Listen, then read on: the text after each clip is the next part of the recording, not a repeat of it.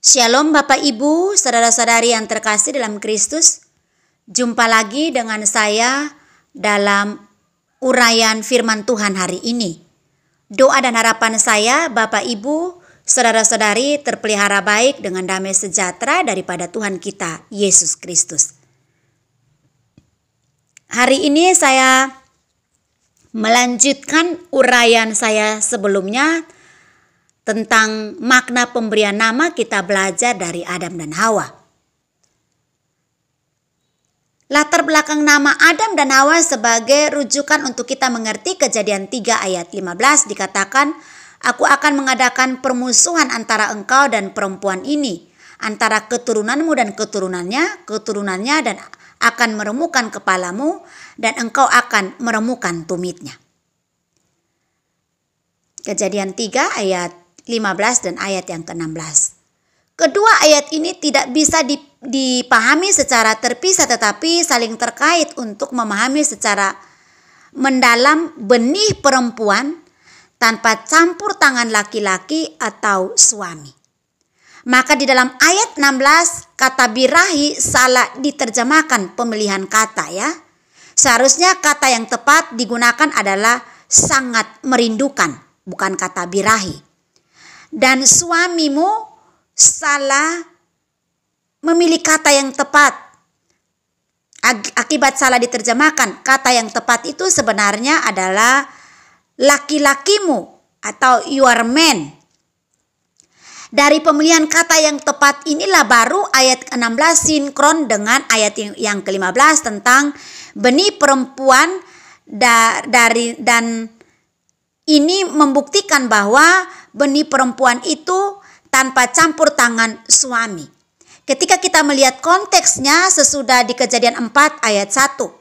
Di mana harapan Hawa mengenai benih perempuan itu secara jelas adalah, "Aku telah mendapatkan seorang laki-laki YHWH." Dan Hawa mengerti betul benih perempuan itu sesuai dengan namanya sebagai permainan kata dari YHWH, yakni dialah segala yang hidup.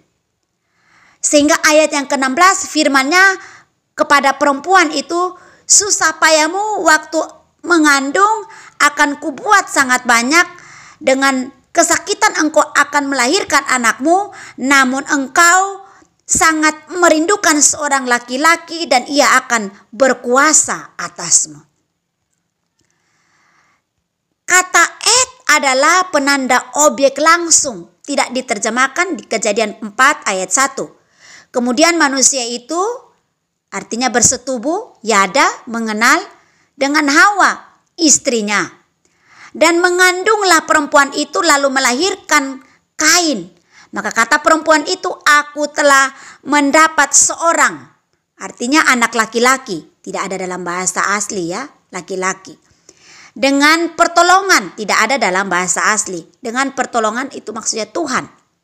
Kejadian 4 ayat 1. Kemudian dikatakan, kemudian manusia itu mengenal dengan Hawa istrinya dan mengandunglah perempuan itu lalu melahirkan Kain. Maka kata perempuan itu, "Aku telah mendapat seorang laki-laki Tuhan."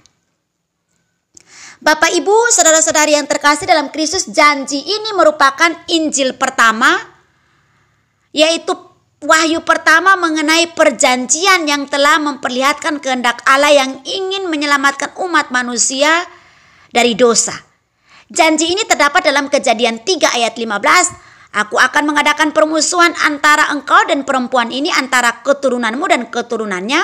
Keturunannya akan meremukkan kepalamu dan engkau akan meremukkan tumitnya." Poin yang pertama kita lihat di sini. "Aku akan mengadakan permusuhan antara engkau dan perempuan, antara keturunanmu dan keturunannya." Bapak Ibu, saudara-saudari yang terkasih dalam Kristus, siapakah yang mengadakan permusuhan ini? Adalah Tuhan sendiri, karena iblis adalah musuh Tuhan dan dari kekekalan. Oleh karena itu Tuhan datang melawan iblis, adalah musuhnya yang telah menghancurkan manusia. Keturunan perempuan yaitu Yesus Kristus akan menghancurkan keturunan iblis melalui kematian dan penebusannya di kayu salib untuk membebaskan manusia dari dosa. Inilah wahyu pertama di dalam Alkitab menunjukkan kepada keturunan perempuan akan datang yang menang atas iblis dan keturunannya. Iblis dan keturunannya akan bermusuhan dengan keturunan perempuan dengan tujuan menghentikan atau bermusuhan atau memusnahkan keturunan perempuan agar manusia tetap binasa. Keturunan perempuan di sini adalah janji tentang Mesias yang akan datang di kemudian hari untuk menyelamatkan umat manusia yang telah jatuh ke dalam dosa. Di dalam perjanjian lama, nubuat ini mewahyukan tentang Yesus Kristus dan digenapi dalam perjanjian baru. Yesus Kristus adalah keturunan perempuan yang telah menang atas setan dan menyelamatkan umat manusia dari dosa, maut, dan kuasa setan. Oleh karena itu, inilah yang disebut dengan proto-evangelium atau proto-injil atau injil pertama. Penggenapan keturunan perempuan itu terjadi di dalam Injil. Seorang perempuan muda telah mengandung dari Roh Kudus. Matius 1 ayat 18 dan 20. Lalu Lukas 1 ayat 35 mengatakan Roh Kudus akan turun atasmu dan kuasa Allah yang maha tinggi akan menaungi engkau. Sebab itu akan disebut kudus anak Allah. Kemudian Maria melahirkan dan menamakan dia Yesus karena dialah yang akan menyelamatkan umatnya dari dosa mereka. Matius 1 ayat yang ke-21. Lalu poin yang kedua, keturunannya akan meremukkan kepalamu. Keturunan perempuan adalah nubuat tentang Mesias yaitu Yesus Kristus, dan meremukkan kepala ular adalah gambaran dari menghancurkan kuasa iblis. Nubuat ini memperlihatkan bahwa Yesus Kristus sebagai keturunan perempuan menang dengan sempurna dan mengalahkan kuasa setan dan pengikutnya di kayu salib. Pada masa Adam, semua orang mati dalam persekutuan dengan Adam. Adam tidak berdaya mengalahkan dosa. Maka umat manusia berada di bawah kutuk dosa.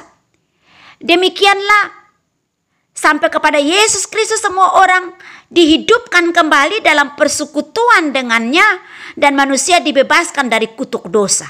Hal ini dapat kita lihat di 1 Korintus 15 ayat 22, ayat 25 sampai dengan ayat yang ke-26. Lalu kemudian kita lihat di Wahyu 20 ayat 9 sampai ayat yang ke-10. Bapak Ibu, saudara-saudari yang terkasih dalam Kristus, poin yang ketiga, engkau akan meremukkan tumitnya.